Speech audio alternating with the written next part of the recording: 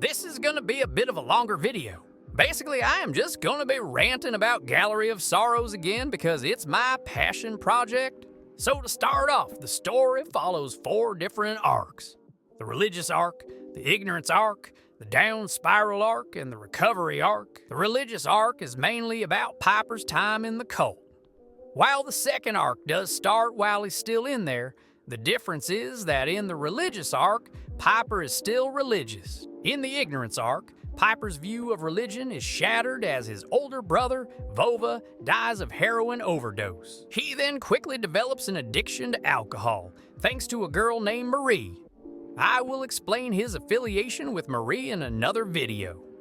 He then finally escapes the cult at 16, but is quickly kidnapped by a man named Matvey Pasternak, who I will also explain in another video. He then escapes and meets a girl named Heidi, who he lives with for a year. The ignorance arc ends when Heidi's dad discovers Pip has been living there and kills Heidi in front of Pip. The down spiral arc is the shortest yet most powerful arc yet, as it is essentially Pip's final straw and a very well-needed mental breakdown. Pip is at first happy, but jumps right into another relationship to handle the grief with Heidi. Heidi and Pip were dating. Their names are Dima and Lev. Dima and Lev had no clue that Pip had been in a cult, and Pip preferred to keep it that way.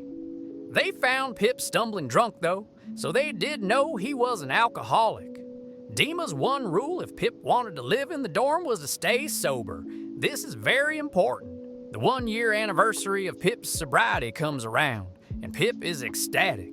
He, of course, tells Dima and Lev, and of course, they're proud of him. However, a friend, not knowing about Pip's alcoholism, ruins this by giving him alcohol. This starts Pip's slow descent into insanity, and he tries to kill himself by slashing at his wrist. Due to the poor coordination, he fails. Dima and Lev never know.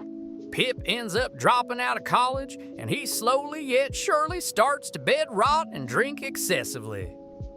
After 5 to 6 months of this cycle, he invites Dima, Lev, and Boris, the friend, out to a festival. Pip tries to kill himself again that night with a bunch of alcohol he hid under the bed and a bottle of pills. Luckily for Pip, Dima and Lev miraculously save him from dying. He was very close to succeeding, and they send him to the hospital. The down spiral arc ends and the recovery arc starts. Pip slowly yet surely recovers from her massive mental breakdown and gets into therapy. With a newfound will to live, Pip goes back to college and gets accepted into a prestigious art school. He graduated with honors. As Pip is in therapy, they discover more about themselves as their therapist tells them it's possible they have OSDD1B. For clarification, it took 4 years for Pip's therapist to come to this conclusion. Pip at first doesn't fully understand what this means, but quickly comes to understand how it works and what it means to have the disorder.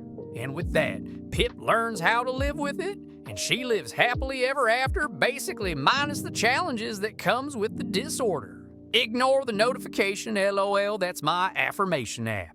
That's pretty much all I have to say. This is Elio signing off.